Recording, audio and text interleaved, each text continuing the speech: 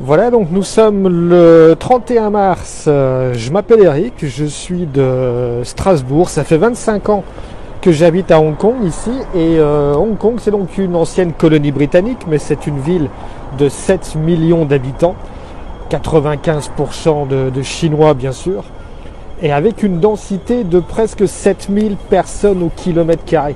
C'est-à-dire une densité 60 fois supérieure à celle de la France. Et aujourd'hui, après 3 mois d'épidémie, on doit compter environ 600 cas et seulement 4 décès liés au coronavirus.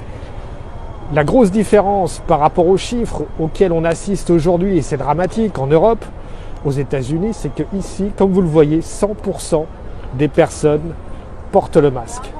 Tout le monde porte le masque dans la rue.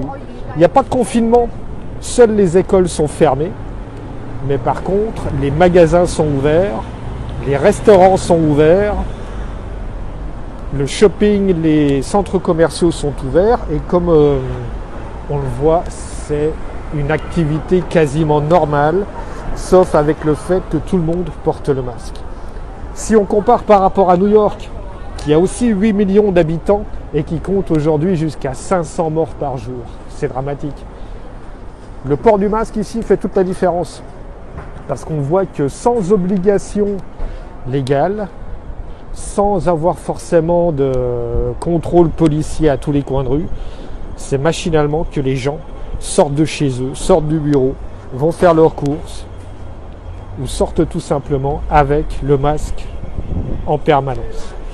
L'Alsace, qui n'a qu'à 1 800 000 habitants, soit une population de 220 habitants au kilomètre carré, ce qui encore une fois est quasiment 40 fois inférieur à la densité que l'on a ici.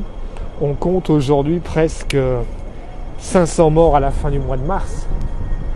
Ici, on est à 4 décès en 3 mois. Cette différence de chiffres est vraiment impressionnante, surtout pour moi qui vis à Hong Kong, qui suis alsacien d'origine et de cœur, et de voir à quel point en Alsace, la situation est compliquée, la situation est tendue, la situation est difficile.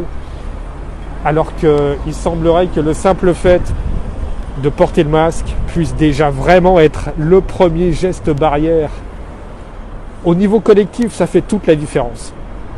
Parce que si tout le monde porte le masque, on voit que du coup, les personnes qui sont contaminées ou qui sont porteurs du virus vont le porter forcément.